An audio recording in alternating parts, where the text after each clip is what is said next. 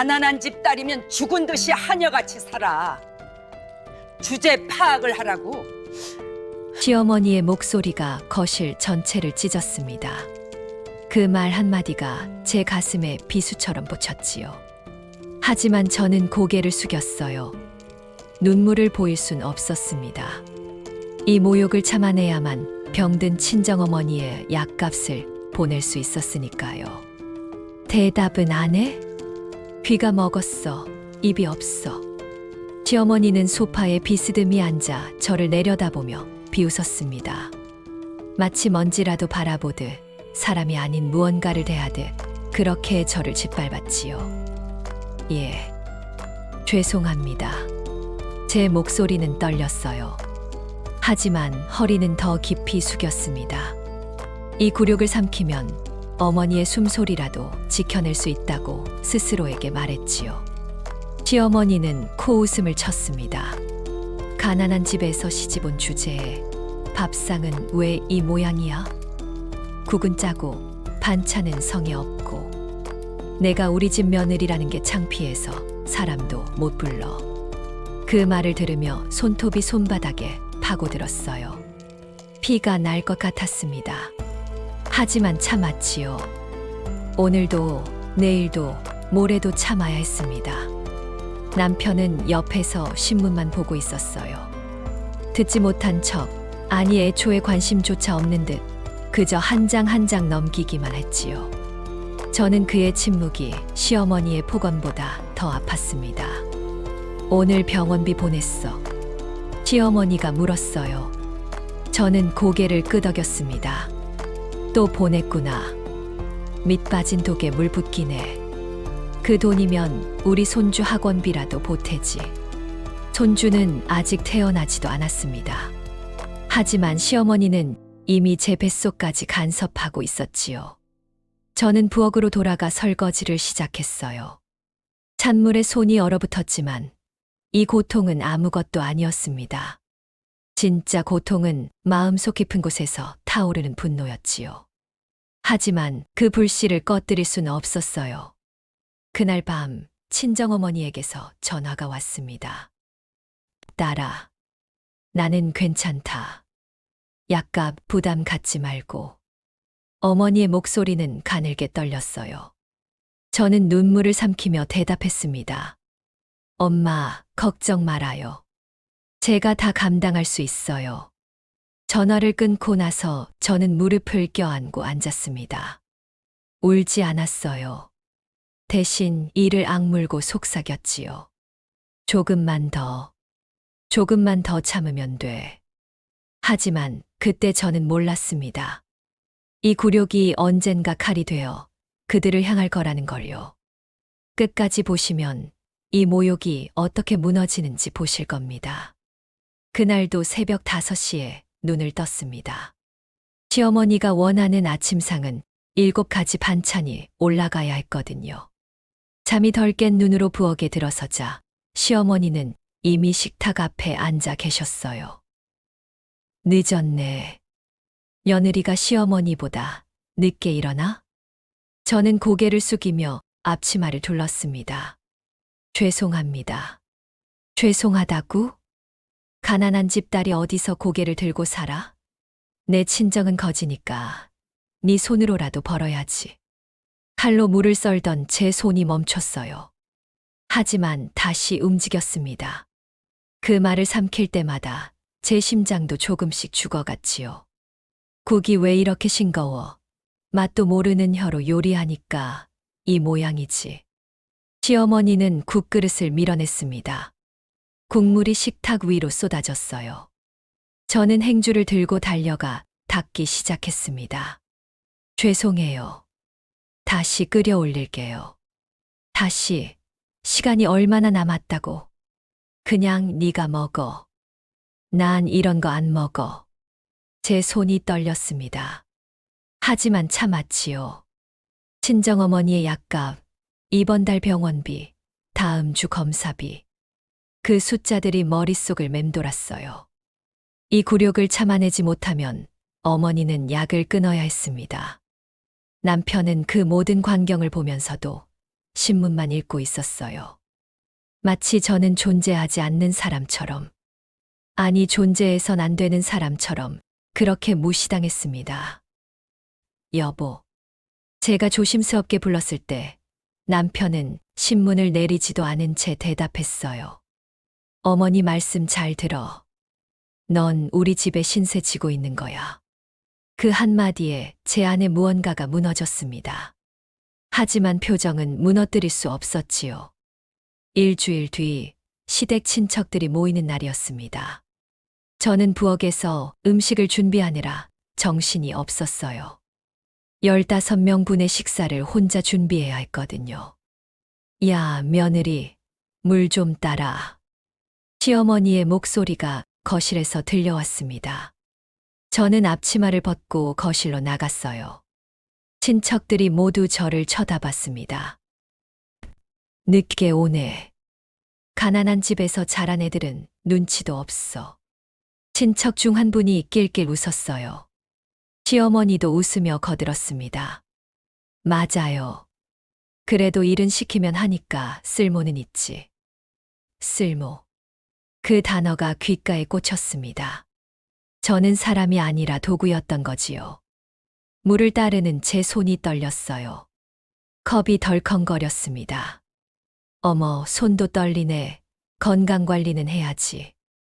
우리 아들한테 폐 끼치면 안 되는데. 친척들이 웃었습니다. 저는 웃지 않았어요. 웃을 수가 없었습니다. 그저 고개를 숙이고 부엌으로 돌아왔지요. 그날 밤 친정어머니에게서 문자가 왔습니다. 딸아, 이번 달 약값 걱정하지 마. 엄마가 어떻게든 버틸게. 엄마는 버티신다고 했지만 저는 알고 있었어요. 버틸 수 있는 몸이 아니라는 거요. 저는 휴대폰을 꼭 쥐고 눈을 감았습니다. 조금만 더 참으면 돼. 하지만 언제까지 참을 수 있을까요? 제 안의 감정이 말라가고 있었습니다. 울 힘도, 화낼 힘도 다 잃어가던 그때였습니다. 그래도 저는 참았어요. 이 굴욕을 삼키면 엄마의 숨소리라도 지켜낼 수 있으니까요. 그날은 새벽이었습니다. 휴대폰이 울렸어요. 병원에서 걸려온 전화였지요. 보호자분이시죠, 어머님이. 방금 전화기가 손에서 떨어졌습니다. 바닥에 부딪히는 소리가 들렸지만 저는 그 소리를 듣지 못했어요. 귀가 먹은 것처럼 세상의 모든 소리가 사라졌습니다. 엄마. 그 단어만이 입술을 떠났지요. 눈물이 쏟아졌어요. 가슴이 찢어지는 것 같았습니다. 하지만 저는 소리내어 울 수 없었어요. 시어머니가 방 안에서 잠들고 계셨으니까요. 병원으로 달려갔습니다. 하얀 천 아래 어머니의 얼굴이 희미하게 비쳤어요. 그 순간 제 무릎이 꺾였습니다. 엄마, 미안해요. 제가 더 잘했어야 했는데. 어머니는 대답하지 않으셨습니다. 차갑게 식어가는 손을 잡았을 때 제 안에 무언가가 함께 얼어붙었지요. 장례식장은 초라했습니다.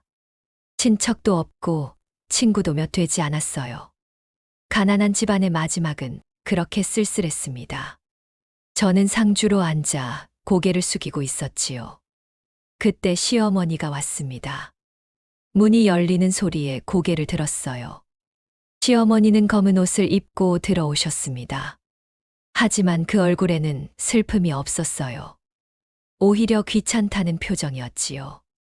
아이고, 드디어 가셨네. 시어머니의 첫마디가 제 심장을 찔렀습니다. 주변 사람들이 숨을 죽였어요. 어머님. 제가 떨리는 목소리로 불렀을 때 시어머니는 손을 휘저었습니다. 뭐, 나이도 있으셨고. 그래도 가난한 집에서 이만큼 오래 산 것도 다 내 덕이지. 안 그래? 그 말에 제 눈물이 멈췄습니다. 아니, 얼어붙었지요. 시어머니는 영정사진을 쳐다보며 코웃음을 쳤어요. 이 정도면 효도한 거야. 내 주제에. 내가 병원비 보태준 거 알고 있지? 우리 집 돈으로 살린 거나 마찬가지지. 주변 사람들은 고개를 숙였습니다. 아무도 입을 열지 않았어요. 저는 시어머니를 바라봤습니다. 눈물은 흐르지 않았지요. 대신 제 안에서 뭔가가 타오르기 시작했습니다. 이제 내 친정도 없으니까 정신 똑바로 차려. 우리 집에서 쫓겨나면 갈 데도 없잖아. 그 순간 제 안에 눈물이 불로 변했습니다. 시어머니는 돌아서서 나가려 했어요. 하지만 문 앞에서 멈춰 서더니 다시 한번 말했습니다. 장례 빨리 치러. 돈만 나가니까. 문이 닫혔습니다. 저는 그 자리에 멍하니 앉아 있었어요. 사람들이 위로의 말을 건넸지만 제 귀엔 아무것도 들리지 않았습니다. 오직 한 가지만 머릿속을 맴돌았지요. 더 이상 참지 않겠다. 그날 밤 장례식장 구석 휴게실에서 저는 시어머니의 가방을 보았습니다. 실수로 두고 간 거였지요. 그 안에서 작은 USB를 발견했어요. 호기심에 열어봤습니다. 파일들이 쏟아졌습니다. 비자금 거래 내역, 명의도용 서류, 세금 탈세 증거들.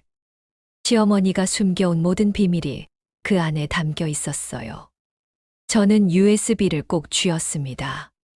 손이 떨렸지요. 하지만 이번엔 두려움이 아니었어요. 분노였습니다. 어머니의 영정 앞에 무릎을 꿇었습니다. 향을 피우며 속삭였어요. 엄마, 이제 부끄럽지 않게 살겠습니다. 당신이 받은 모욕, 제가 갚아드릴게요. 눈물은 흐르지 않았습니다. 울 시간은 끝났으니까요. 이제 남은 건 응징뿐이었지요. 저는 천천히 일어섰습니다. USB를 주머니에 넣으며 낮은 목소리로 말했어요. 이제 당신의 세상을 무너뜨릴 때가 왔습니다. 그날은 시어머니의 65번째 생일이었습니다. 회사 기념행사와 겸한 대규모 파티였지요. 호텔 대연회장엔 하객이 200명이 넘게 모였고 기자들과 사업 파트너들까지 자리했습니다. 저는 구석에 서 있었습니다. 시어머니는 무대 위에서 환하게 웃고 계셨지요. 오늘 이 자리를 빛내주신 여러분께 감사드립니다. 박수가 터졌습니다. 그러나 저는 박수를 치지 않았어요. 대신 주머니 속 리모컨을 꺼냈습니다. 음향 담당자가 고개를 끄덕였지요. 준비가 끝났다는 신호였습니다. 저는 심호흡을 하고 버튼을 눌렀습니다. 스크린이 켜졌어요. 처음엔 시어머니의 화려한 사진이 떴어요. 그 다음 순간 화면이 바뀌었습니다. 은행 거래 내역, 비자금 계좌, 명예 도용된 통장, 세금 포탈 증거. 숫자가 스크롤될 때마다 사람들의 숨소리가 무겁게 일렁였습니다. 이게 뭐야? 시어머니의 목소리가 떨렸습니다. 하객들이 동시에 핸드폰을 들었지요. 화면을 찍으며 웅성임이 파도처럼 번졌습니다. 이윽고 녹음 파일이 재생됐었지요. 가난한 집 딸이면 죽은 듯이 하녀같이 살아 주제 파악을 하라고. 시어머니의 목소리가 연회장 전체에 울려 퍼졌습니다. 내 친정은 거지니까 내 손으로라도 벌어야지. 이 정도면 효도한 거야. 내 주제에. 폭언이 연이어 터졌습니다. 사람들은 숨을 죽였고 기자들의 플래시가 번쩍였습니다. 사모님, 이게 사실입니까? 가사노동 착취 혐의 인정하십니까? 시어머니는 손을 휘저으며 소리쳤습니다. 거짓말이야, 조작이야. 그러나 스크린엔 CCTV 영상이 재생되고 있었지요.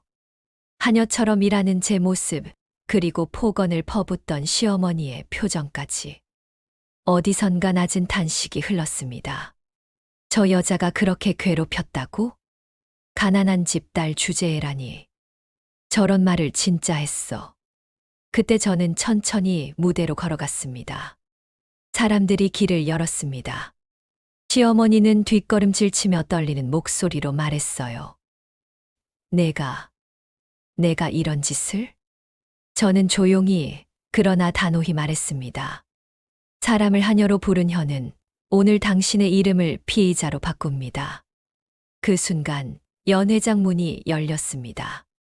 경찰이 들어왔지요. 비자금 조성 및 조세 포탈 혐의로 체포하겠습니다. 경찰관이 짧게 말했습니다. 은행 3계좌, 허위 명예 확인, 영장 집행합니다. 수갑이 채워졌습니다. 시어머니는 울먹이며 절규했습니다. 잘못했어. 제발 멈춰줘. 나 잘못했다고. 하지만 저는 고개를 돌렸습니다. 플래시는 멈추지 않았습니다. 라이브 채팅창엔 문장이 쏟아졌지요. 불매, 사과하라. 법은 살아있다. 세상이 증인이 되었습니다. 다음 날 모든 신문 일면에 사건이 실렸습니다. 그룹 회장 부인, 비자금 조작 및 가사노동 착취 혐의로 구속. 저는 친정어머니의 사진 앞에 향을 피웠습니다. 엄마, 이제 부끄럽지 않게 살게요. 출신을 모욕한 자는 결국 스스로의 탐욕에 무너집니다. 정의는 늦을 뿐 결코 사라지지 않습니다. 무료 버튼인 구독과 좋아요를 눌러주시면 다음 통쾌한 이야기도 놓치지 않고 바로 확인하실 수 있습니다.